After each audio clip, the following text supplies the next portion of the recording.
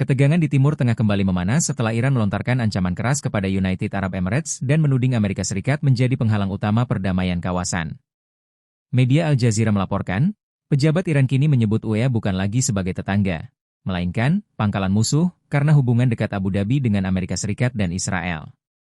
Pernyataan itu muncul di tengah meningkatnya konflik regional, ketegangan di Selat Hormuz, serta dugaan keterlibatan UEA dalam operasi militer terhadap Iran.